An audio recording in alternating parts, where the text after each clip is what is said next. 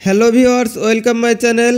আজকে দেখাবো magnetic contact, relay এবং টাইমার কিভাবে কাজ করে এবং কিভাবে কানেকশন করতে হয়। আজকের ভিডিওটি বেশি লম্বা করব না, খুব অল্প কথায় সহজভাবে গুরুত্বপূর্ণ বিষয়গুলো তুলে ধরব। এজন্য ভিডিওটি না টেনে টেনে সম্পূর্ণ দেখবেন। আমার হাতে দেখতে পাচ্ছেন একটা ম্যাগনেটিক কন্ট্যাক্ট। এর coil voltage 220 volt AC. Magnetic কন্ট্যাক্টের তিনটা অংশ হয়ে থাকে: কয়েল, মেইন কন্ট্যাক্ট এবং অক্সিলারি কন্ট্যাক্ট। আমরা প্রথমে কয়েল নিয়ে আলোচনা করব। A1, A2। বিভিন্ন ধরনের ম্যাগনেটিক কন্ট্যাক্টে ভিন্ন ভিন্ন ধরনের কয়েল থাকে। এই কয়েলের গায়ে ভোল্টেজ লেখা থাকে যে কত ভোল্টেজ দিতে হবে। এই কয়েলের গায়ে যে পরিমাণ ভোল্টেজ লেখা থাকবে সেম ভোল্টেজ আমাদের কয়েলে দিতে হবে, তা নইলে কন্ট্যাক্টের কয়েল অন হবে না। যেমন কয়েলের গায়ে লেখা থাকতে পারে 220 ভোল্টেজ এসি বা 110 ভোল্টেজ এসি বা 24 ভোল্টেজ ডিসি। যে কোনো পরিমাণ ভোল্টেজ লেখা থাকতে পারে। যে ভোল্টেজ লেখা থাকবে সেম ভোল্টেজ আমাদের কয়েলে দিতে হবে। Part 2, main contact. L1, L2, L3, T1, T2, T3। আমাদের এই মেইন কন্ট্যাক্ট তিনটি এনও অবস্থায় থাকে। কয়েলে ভোল্টেজ দেওয়ার সাথে সাথে এই সবগুলা এনও এনসি হয়ে যায়। যেমন L1, L2, L3। এখানে যদি আমরা 440 ভোল্টেজ এসি কানেকশন করি এবং T1, T2, T3 এখানে যদি আমরা একটা মোটর কানেকশন করি, তাহলে এই কয়েলে ভোল্টেজ দেওয়ার সাথে সাথে সবগুলো এনও এনসি হবে। উপরে ভোল্টেজটি নিচে আসবে এবং মোটর ঘুরতে থাকবে।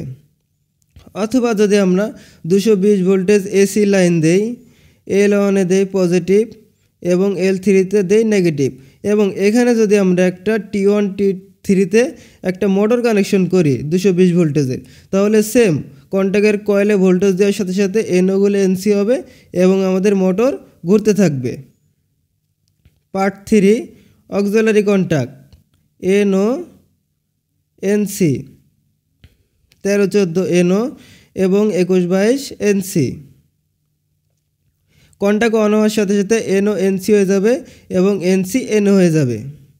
যেমন আমরা যদি 13 নম্বরে 220 ভোল্টেজ এসি দেই এবং 21 নম্বরে 24 ভোল্টেজ ডিসি দেই, দুইটা আলাদা আলাদা পয়েন্ট আমরা যে কোনো ভোল্টেজ দিতে পারি। তাহলে কন্ট্যাক্টের কয়েলে ভোল্টেজ দিলে কন্ট্যাক্ট অন হওয়ার সাথে সাথে এনওটা এনসি হয়ে যাবে এবং এনসিটা এনও হয়ে যাবে। তাহলে 13 নম্বরে ভোল্টেজ এনসি হওয়ার কারণে 14 নম্বরে আমাদের 220 ভোল্টেজ পাবো, এবং 21 নম্বরে আমাদের 24 ভোল্টেজ ডিসি ছিল। এনও হওয়ার কারণে 22-এ কোনো ভোল্টেজ থাকবে না। কন্ট্যাক্ট অফ অবস্থায়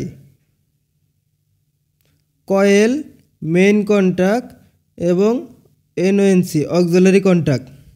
যখন আমরা এই কন্ট্যাক্টের কয়েলে ভোল্টেজ দিব, তখন এই মেইন কন্ট্যাক্টের এনওগুলো সব এনসি হয়ে যাবে, এই এনওটা এনসি হয়ে যাবে এবং এখানের এনসি যেটা ছিল সেটা এনও হয়ে যাবে কন্ট্যাক্ট অন অবস্থায়। আমার হাতে দেখতে পাচ্ছেন একটা রিলে। এর কয়েল ভোল্টেজ 220 এসি। রিলের গায়ে ডায়াগ্রাম দেওয়া থাকে কিভাবে কানেকশন করতে হয়। রিলের দুইটা অংশ থাকে, কয়েল এবং অক্সিলারি কন্ট্যাক্ট। প্রথমে আমরা কয়েল নিয়ে আলোচনা করব। A1, A2, 13, 14 এবং 14 নম্বর পয়েন্টে রিলের কয়েল কানেকশন করা থাকে। রিলের কয়েল কানেকশন কন্ট্যাক্টের কয়েল কানেকশনের মতো করে করতে হয়। কয়েলের গায়ে যে ভোল্টেজ দেওয়া থাকে সেই ভোল্টেজই দিতে হয়। যেমন 220 ভোল্টেজ এসি বা 24 ভোল্টেজ ডিসি, বিভিন্ন ভোল্টেজ থাকতে পারে। Part 2, auxiliary contact. NO, NC. রিলের ক্ষেত্রে এই এনও এনসি দুইটা একত্রিত করে একটা কমন পয়েন্ট বের করা হয়। 11 নম্বর, এটা আমাদের কমন। 12, 14। 11-র সাথে 12 এনও অবস্থায় আছে এবং 11-র সাথে 14 এনসি অবস্থায় আছে। 1, 5, 9 ব্র্যাকেটের এই নাম্বারগুলা রিলের বেজে দেওয়া থাকে, যেটা দেখে আমাদের রিলে কানেকশন করতে হয়। আমাদের এই কমন পয়েন্টে আমাদের সুবিধা অনুযায়ী যে কোনো ভোল্টেজ ব্যবহার করতে পারি, কোনো সমস্যা নেই। 220 ভোল্টেজ এসি বা 24 ভোল্টেজ ডিসি বা 110 ভোল্টেজ এসি, যে কোনো ভোল্টেজ আমরা ব্যবহার করতে পারি।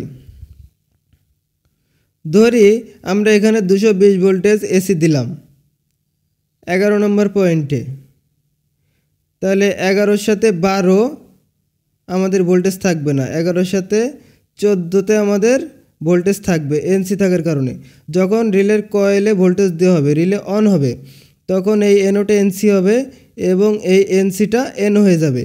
তাহলে এটা এনসি হওয়ার কারণে 11 থেকে 12তে আমরা ভোল্টেজ পাবো এবং এটা এনসি হয়ে গেলে আমরা 14 নম্বরে ভোল্টেজ পাবো না। রিলের এরকম এনও এনসি অনেকগুলো থাকে, বিভিন্ন পয়েন্টের রিলে হয়ে থাকে, যেমন 8 পিন, 5 পিন, 14 পিন, বিভিন্ন পয়েন্টের রিলে হয়ে থাকে।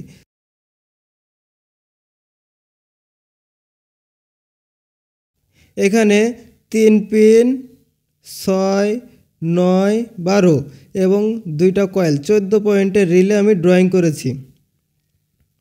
এখানে এই যে এনওএনসিগুলা, এইগুলা কিন্তু সব আলাদা আলাদা ভোল্টেজ আমরা দিতে পারি।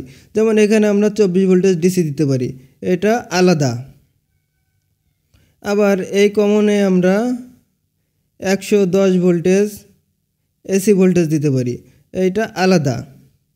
আবার এখানে আমরা 24 ভোল্টেজ ডিসি দিতে পারি, এই সবগুলো আলাদা আলাদা। আমরা সবগুলো কমনে আলাদা আলাদা করে ভোল্টেজ দিয়ে আমাদের প্রয়োজন মতো ব্যবহার করতে পারি। রিলে অন হওয়ার সাথে সাথে এই সবগুলো এনও এনসি হয়ে যাবে এবং এনসিগুলো সব এনও হয়ে যাবে। এখানে রিলে অফ অবস্থায় 11 এবং 12 এনসি আছে, যখন রিলে অন হবে তখন 11 আর 12 এনও হয়ে যাবে এবং 11-র সাথে 14 আমাদের এনও ছিল, তাহলে 11-র সাথে 14 আমাদের এনসি হয়ে যাবে।